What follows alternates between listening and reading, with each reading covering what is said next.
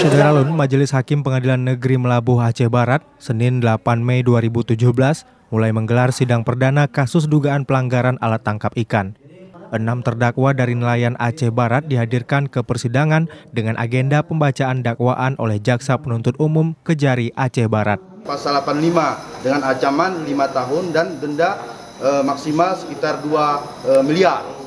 Artinya kita selaku penasihat hukum perlu kami sampaikan kepada rekan-rekan media semua, kita jelas mengajukan eksepsi atau nota keberatan atas dakwaan Jaksa Penuntut Umum. Kita akan mengajukan eksepsi secara tertulis karena kita menganggap ini jelas-jelas bertentangan dengan sisi keadilan dan regulasi aturan yang berlaku sendiri. Bagaimana mungkin nelayan kita di Aceh Barat yang tidak pernah mendapatkan konteks pendampingan sesuai dengan surat edaran Kementerian Kelautan diancam dengan penjara 5 tahun. Ini kan sungguh-sungguh ironis.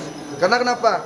Jelas, telah ada aturan surat edaran dari Menteri Kelautan B1SJ/PL610/1 yang berlaku 3 Januari 2017 yang memberi masa jeda selama 6 bulan.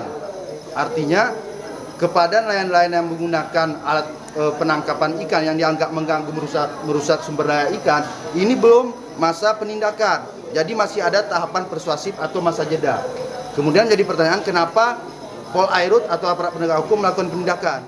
Sidang diketahui Said Hasan SH dan Hakim Anggota M. Tahir SH dan M. Al-Qudri SH dan penasihat hukum terdakwa dari LBH Melabuh. Dari Melabuh, Rizwan, Serambi On TV.